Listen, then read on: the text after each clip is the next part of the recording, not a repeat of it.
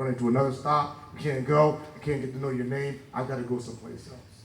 Our other shortcoming is you seeing us as real people. I'm a real person. Our officers are a real person. Those officers sitting out there are real people, right? And in any group setting, people often sit certainly in a new setting with people that they're more familiar with. I've gone places before and I've seen black and white people, and all the white people sit on one side, all the black people sit on the other side. We do that all the time. That's not racism. That's not bias. That's just what we do as a society. So that is really the tough part that I want us to bridge, is that we're just people. We're people. And you know what?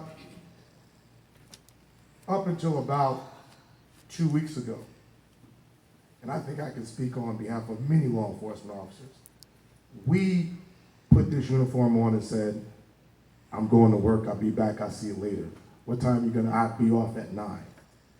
We'll go to the movies when I get off. And then you think, 2 more years I can retire. 5 more years I can get this car and I'm gonna leave. But the reality is now, police officers, we might die in this uniform. We may never see our pension. We may never get back home to get to the movies. We can't make plans anymore when we get off. Because what is just as real for you driving in the car as a black male now has just become as real for us coming to work with this uniform on. So now we're on a level playing field, and we hear you. We hear the complaints, we hear the concerns. And now we have to try to figure out how to build the trust, because this is what we know.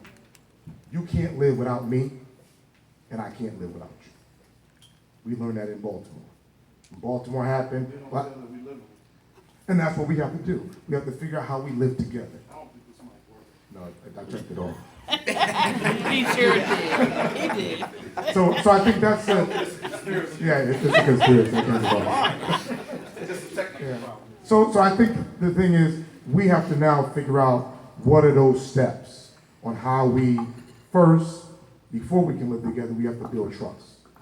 So we are asking you to tell us, what are those things that we need to do to build trust? Give us 3 things. Let us start working on those. If we do successful with that, give us 3 more. Let us start working on that. Can I give an example? Sure. I was branch president at the time. My office was on Dixwell Avenue in the plaza. A bunch of people came running to my office. Hurry up, hurry up. Officer Roach is in a fight on Arch Street. Who was a very close friend in the community. The Officer Roach is retired since then. But all of us rushed up here to find out what was going on, and there was a group of officers that were beating up a young man that was popular in the community. Officer Roach pulled the officers off of him, and the officers then got into a fight. Out of that, Officer Roach got suspended because he was trying to protect the community person from the officers. These are real life experiences that we have here. And when we see those type of results, that creates a wall of distrust. Because if you're a real officer, you're supposed to take care of the people that were doing wrong. Now, if I did something wrong, arrest me just like everybody else.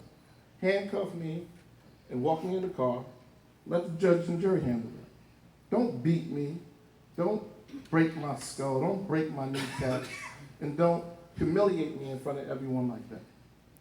And the same way you arrest a kid at Yale is the same way you arrest a young kid in New Orleans. But we don't see that. So until that changes, once again, and you all start handling those inside, because we talk about these rogue officers, and they say there's only a few officers that are doing this type of stuff. So if you know who they are, arrest them and persecute them. But until you do that, there's always going to be a wall of distrust. So when you say the first thing that we need to do, the low-hanging fruit, arrest one of your own.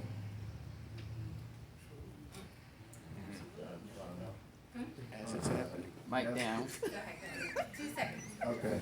Testing.